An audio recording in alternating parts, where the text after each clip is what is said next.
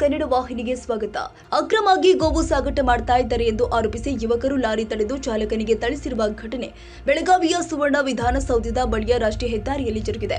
ಮಹಾರಾಷ್ಟ್ರದಿಂದ ಹುಬ್ಬಳ್ಳಿ ಕಡೆಗೆ ಹೊರಟಿದ್ದ ಲಾರಿಯಲ್ಲಿ 15 ರಿಂದ 20 ಗೋವುಗಳ ಸಾಗಾಟ ಮಾಡಲಾಗ್ತಾ ಇದೆ ಎಂಬ ಮಾಹಿತಿ ಮೇರೆಗೆ 30ಕ್ಕೂ ಹೆಚ್ಚು ಯುವಕರ ಗುಂಪು ರಾಷ್ಟ್ರೀಯ ಹೆದ್ದಾರಿಯಲ್ಲಿ ಲಾರಿ ತಡೆದಿತ್ತು.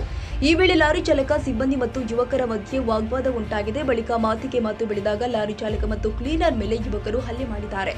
ಜೊತೆಗೆ ಲಾರಿ ಮೇಲೆ ಕೂಡ ದಾಳಿ ಮಾಡಿದ್ದರಿಂದ ಲಾರಿ ಗಾಜು ಹೊಡೆದಿದೆ. ಇದರಿಂದಾಗಿ ರಾಷ್ಟ್ರೀಯ ಹೆದ್ದಾರಿ 4ರಲ್ಲಿ ಸಂಜೆ 7ರ ಸುಮಾರಿಗೆ ಗೊಂದಲ ವಾತಾವರಣ ನಿರ್ಮಾಣವಾಗಿತ್ತು. ಅಲ್ಲದೆ ಕೆಲ ಕಾಲ ಸಂಚಾರ ವ್ಯತ್ಯಯವೂ ಕೂಡ ಉಂಟಾಗಿದ್ದು, ಕೂಡಲೇ ಸ್ಥಳಕ್ಕೆ ದೌಡಾಯಿಸಿದ ಪೊಲೀಸರು ಲಾರಿ ಚಾಲಕ ಮತ್ತು ಕ್ಲೀನರ್ನನ್ನ ಜಿಲ್ಲಾ ಆಸ್ಪತ್ರೆಗೆ ದಾಖಲಿಸಿದ್ದು ಚಿಕಿತ್ಸೆ ನೀಡಲಾಗ್ತಾ ಇದೆ. ಡಿಸಿಪಿ ರೋಹನ್ ಜಗದೀಶ್ ಇದೇ ವೇಳೆ ಮಾಧ್ಯಮಗಳ ಜೊತೆಗೆ ಮಾತನಾಡಿದ ಡಿಸಿಪಿ ರೋಹನ್ ಜಗದೀಶ್, ಸಂಜೆ 7 ಗಂಟೆಗೆ ಹೆದ್ದಾರಿಯಲ್ಲಿ ಸಂಚರಿಸ್ತಾ ಇದ್ದ ಟ್ರಕ್ನಲ್ಲಿ ಆಕಳು ಸಾಗಾಟ ಮಾಡ್ತಾ ಇದ್ದ ವಾಹನವನ್ನ ಯುವಕರ ಗುಂಪು ತಡೆಸಿತ್ತು. ಆಗ ಡ್ರೈವರ್ ಮತ್ತು ಸ್ಥಳೀಯ ಯುವಕರ ಮಧ್ಯೆ ವಾಗ್ವಾದ ನಡೆಸಿದೆ. ಡ್ರೈವರ್ ಹಾಗೂ ಕ್ಲೀನರ್ ಮೇಲೆ ಯುವಕರು ಹಲ್ಲೆ ಮಾಡಿದ್ದಾರೆ. ಅವರನ್ನು ಆಸ್ಪತ್ರೆಗೆ ದಾಖಲಿಸಿ ಚಿಕಿತ್ಸೆ ನೀಡಲಾಗ್ತಾ ಇದೆ. ಪ್ರಕರಣದ ಕುರಿತು ತನಿಖೆ ಮಾಡ್ತಾ ಇದ್ದು ಹೆಚ್ಚಿನ ವಿವರ ಪಡೆದು ನಂತರ ಮಾಹಿತಿ ನೀಡ್ತೀವಿ. ನಮಗಿರುವ ಪ್ರಾಥಮಿಕ ಮಾಹಿತಿ ಪ್ರಕಾರ 10 ರಿಂದ 12 ಆಕಳು ಲಾರಿಯಲ್ಲಿ ಇದ್ವು ಎನ್ನಲಾಗಿದೆ.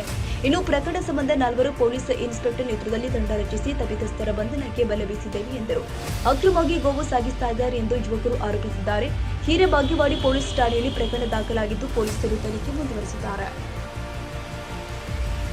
ತಾಜಾ ಸುದ್ದಿಗಾಗಿ ಎಂಟಿವಿ ನ್ಯೂಸ್ 24x7ಗೆ ಸಬ್ಸ್ಕ್ರೈಬ್ ಮಾಡಿ ಮತ್ತು ಬೆಲ್ ಐಕಾನ್ ಅನ್ನು ಒತ್ತಿ. ತಪ್ಪದೇ ಲಿಂಕ್ ಶೇರ್ ಮಾಡಿ.